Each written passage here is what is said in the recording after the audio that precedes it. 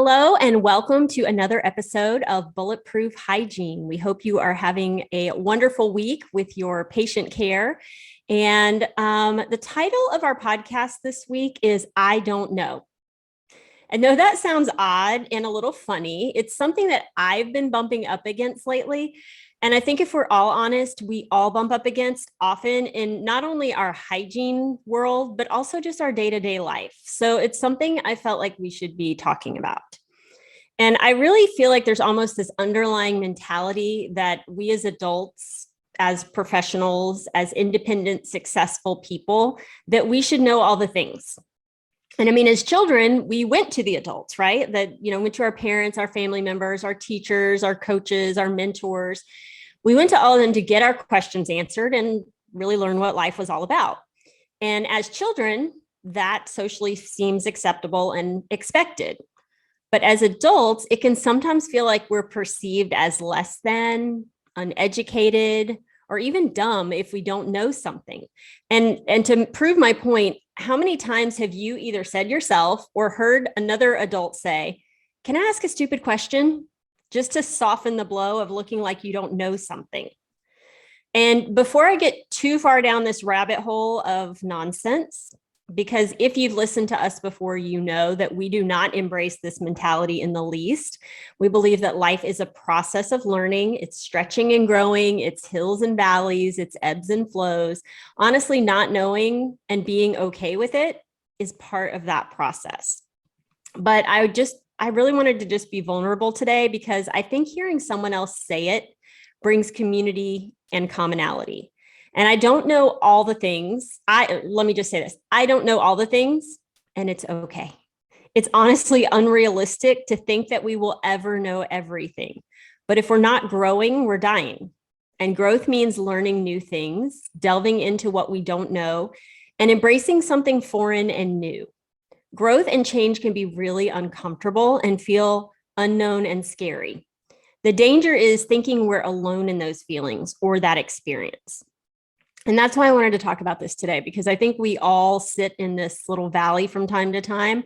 But the danger is that we feel like we sit in it alone and we look around and we think, well, everybody else seems to know what they're doing. And, I talk to my high school girls that I mentor, as they scroll through their phones and look at what everybody else is doing and what everybody else's life looks like. And they get this sense that, everybody else seems like they have it together. And I'm like, ladies, that's everyone's highlight reel. Like, it's not reality of what's really going on.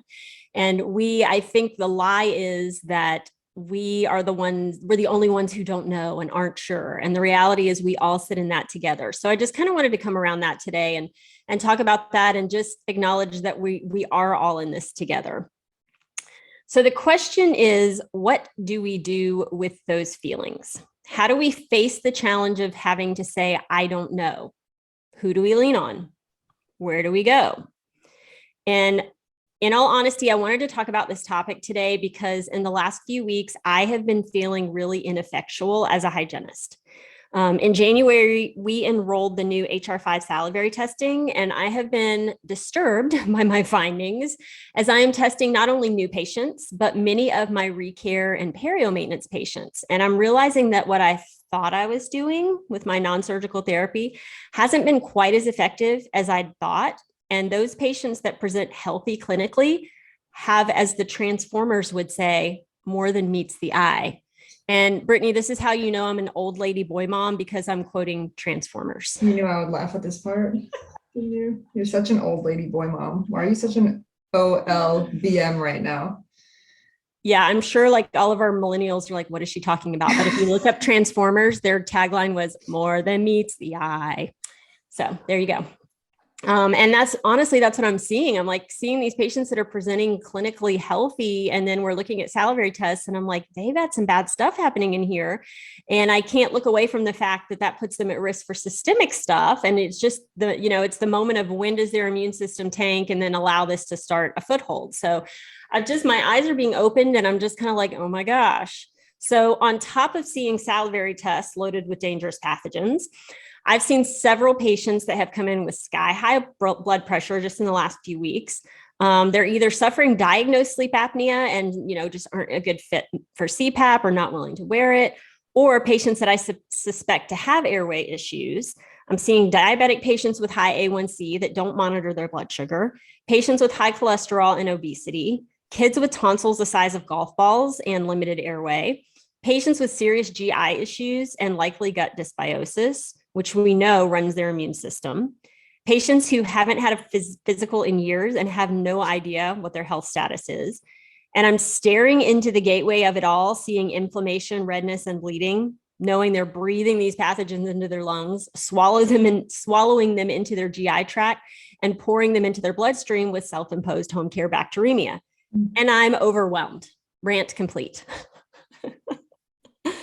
So I've driven home several days lately thinking to myself, what am I doing and what do I need to do differently? And I'm facing, I don't know. And it feels really uncomfortable and scary. And patients come to me for my expertise and guidance. And how do I look them in the eye and say, I don't know what to do for you? And in some cases here, I clearly do know what to do, but it's more so, how do I communicate this in such a way as to help the light bulb go off in their head? Mm-hmm. And in some of these areas, I don't know quite yet what to do. I'll be honest with that. And then here's the rub on all of it. I don't know what to do yet. We can face the unknown and uncertainty and just sit in that darkness, feeling alone and unsure. We can even throw in the towel and decide, like, I'm done. Enough is enough. I'm tired of constantly feeling like I don't know and being asked questions I don't know the answer to and feeling embarrassed when I don't know how to answer them. Or I can take this uncertainty on as opportunity for growth. And I can face it head on and accept this new challenge. I can get comfortable in the uncomfortable and come out stronger on the other side. Yep. So here's our advice on what to do in the I don't know moments. And it's not a 12-step plan, but we think it's solid advice. So the first thing is, as with most things in life, the number one way to start effectively working to remedy or make something better or make something more functional is to start by embracing it. So acknowledge and accept that there's something you don't know and make it okay in your own head. So say it out loud to yourself, to others.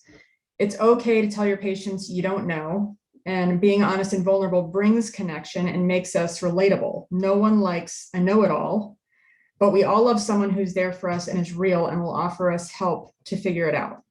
So be honest and work through it together. And then Charissa, did you want to give an example of this came to reality for you? Yeah. So I think what you said is super important. I think we've got to acknowledge it in our own heads of like, hey, I don't know this and it's okay. Mm-hmm. And acknowledging it to others is a big deal too, because here's the thing.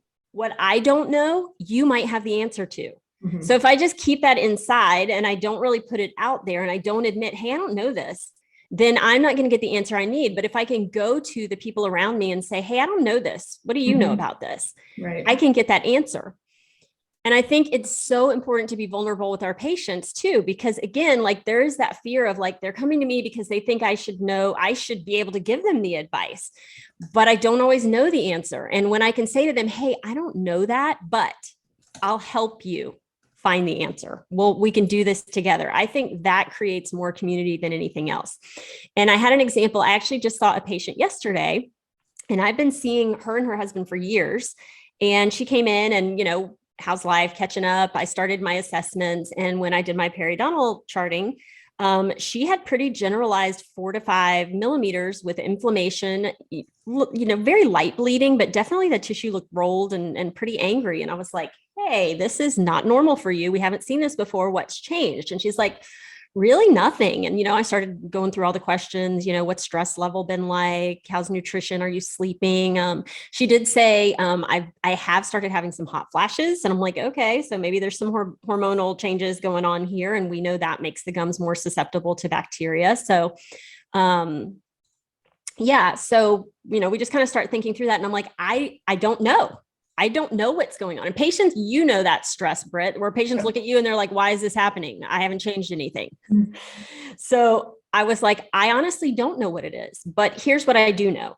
I can't see what's going on bacterially with my eyes. So why don't we do a quick salivary test and figure out what is going on and see what's going on from a bacterial level? And she was like, oh, okay, okay. So, we took her sample and we rescheduled her in a couple of weeks because I said, I really want to kind of know what's going on before we decide what we need to do about this. So she left. And then at the end of the day, one of my admin team members came and she was like, hey, I meant to tell you that patient called back and she said she ended up going to her physician this afternoon and they put her on an antibiotic. So she doesn't want to move forward with the salivary test. Can we cancel that? And I was like, oh, that's interesting. Okay. So I actually called the patient and said, hey, I wanted to check in. I knew you called. Tell me about, you going to see your primary care doctor. And she's like, yeah, well, after I left, I just started thinking more about it and thought, I have had this like sinus thing going on for like 2 weeks and it's not going away and I just haven't really dealt with it. And I was like, I wonder if that could be part of it. And I was like, oh, for sure. So she scheduled an appointment, went to her doctor and she said they actually COVID tested me and I'm positive. And I could tell she was like really nervous telling me this. And I'm like, oh my gosh, I've been exposed so many times. I've had it already. I don't care. We're good. Don't worry about that. She's like, okay, good.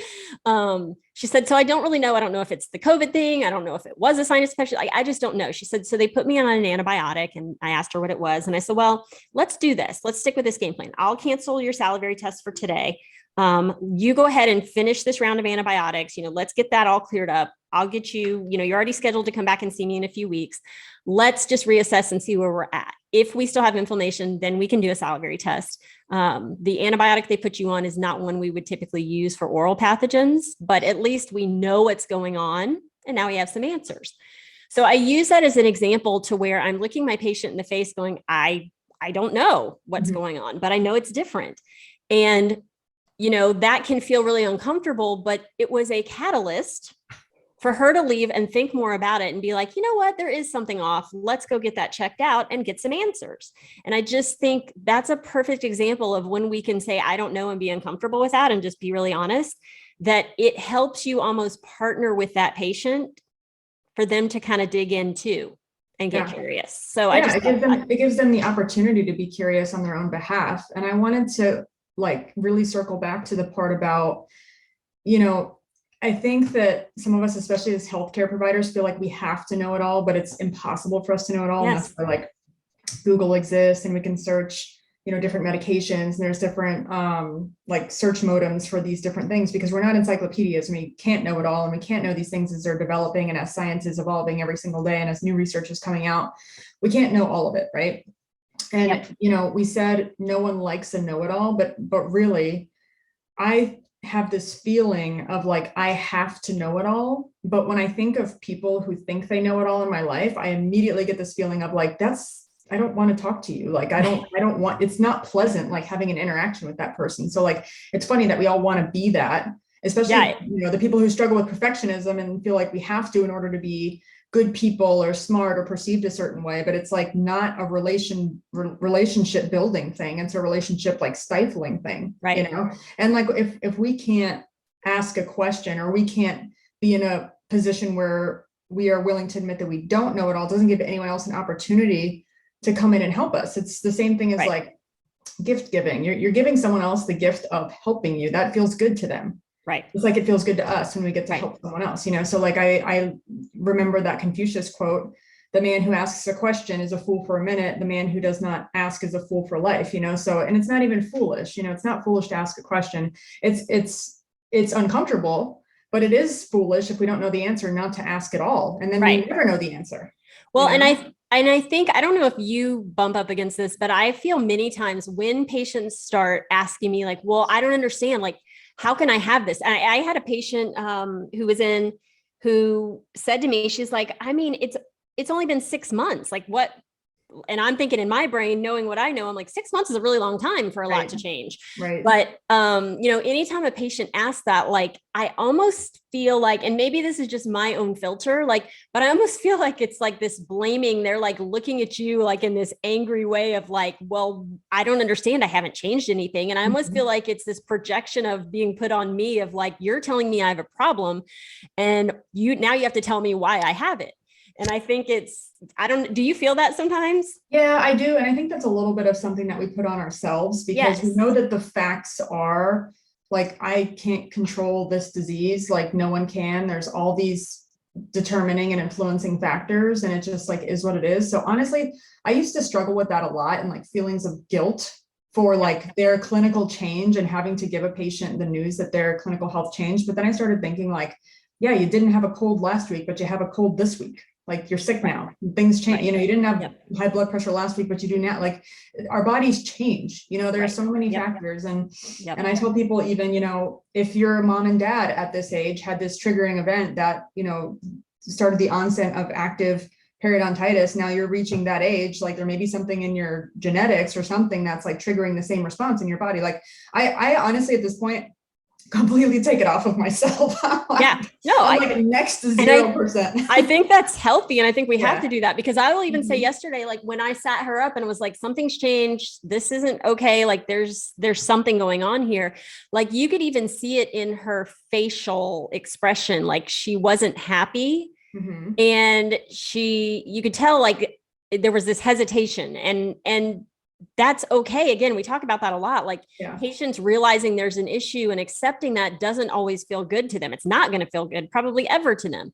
So it's okay for them to sit in that. But look what it did. Like that was a catalyst for her leaving and thinking more about it and being like, okay, maybe something isn't right. You know, let me really think through this, and then getting some answers. So it's a very normal response. But I think that the problem comes when we assume that that response is our fault. Right. You know, it's my fault that that person feels this way. It's my fault that this happened to this patient. It's my fault. We take on their feelings. We take on their response.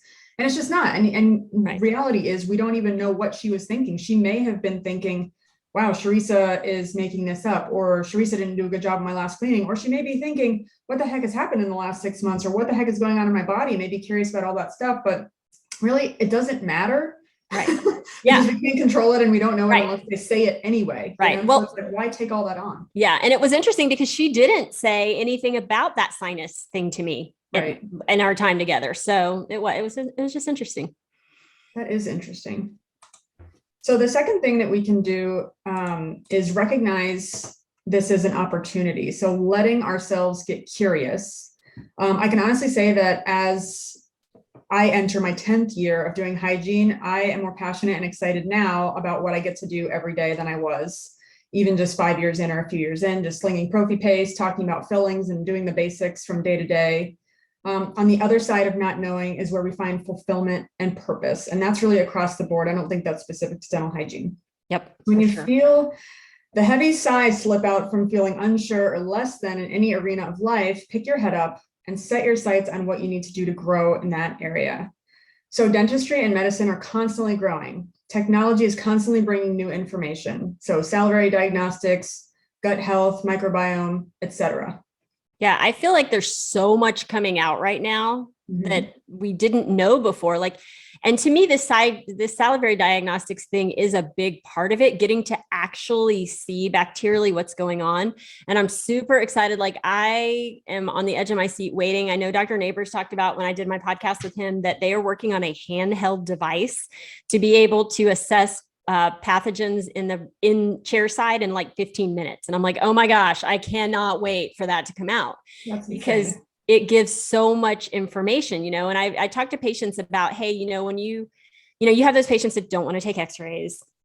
And so as you're educating them, and we've talked about this before, and I've stolen this from you because I just think it's so awesome, is the concept of an iceberg, you know, I've stolen this from you. So I've been using this with patients, like, you know, when we take x-rays, it's because your teeth are a lot like an iceberg. We can see, you know, the top 30%, but the 70% that's below with the bone and the root and all of that, and where your teeth touch each other, we can't see. I'm not Superman. I don't have x-ray vision. So we use our x-rays to be able to get a big picture of what's going on and making sure everything's really healthy. In the same way, I cannot see these tiny little bacteria that are all gathered up underneath the gum lining and the tissues and on the tooth. So I've got to be able to see what's going on to deal with this effectively. And that's where salivary diagnostics come in. So I think, you know, not knowing things is really an opportunity to be like, okay, I don't know this, but I can. Right. And, you know, I just think it's realizing it as that instead of feeling like I'm a failure because I don't know is where it's at. Yeah. And it comes down to sometimes something simple like phoning a friend or visiting the Google. Yeah. For sure.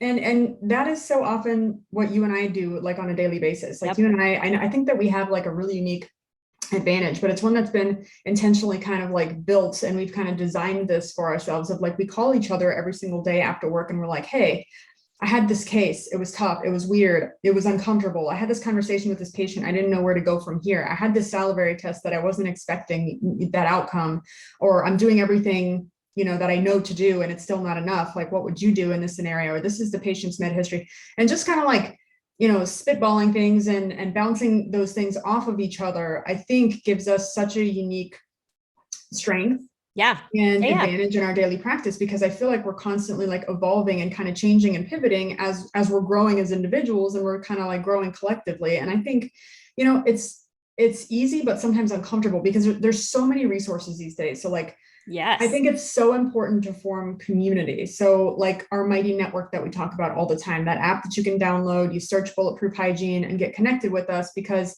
we're constantly asking questions, and everyone is like, everyone is like, what has worked for you in this specific avenue? And it goes for hygiene leads. It goes for, just clinical hygienists, anything that you're thinking about, anything that you're struggling with, anything that you're stumbling over.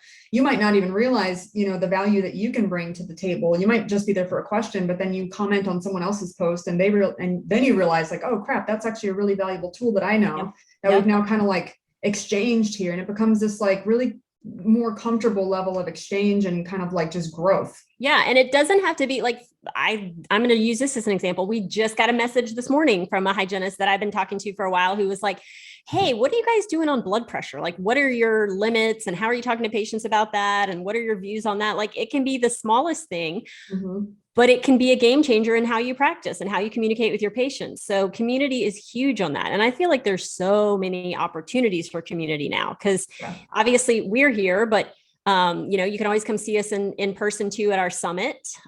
We do a mastermind group that comes out of our summit. That's kind of something that's offered. That's a really cool thing. Or just like doing a study club within your area. Or even developing a study club within your own practice, like with your fellow hygienists, to be like, hey, we don't know about this. We want to know more. Let's dig in together. I think that's one of the coolest ideas, to kind of build each other up and learn things together.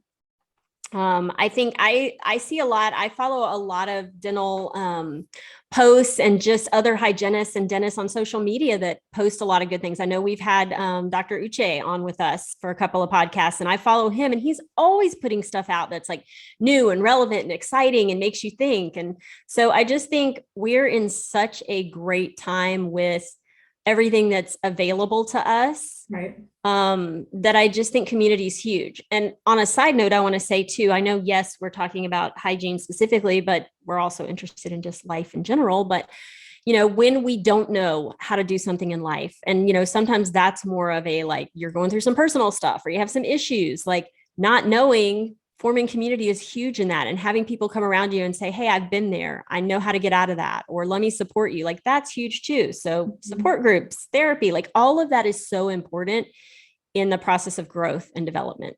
Yeah, because some of those things I think can teach us how to ask for help.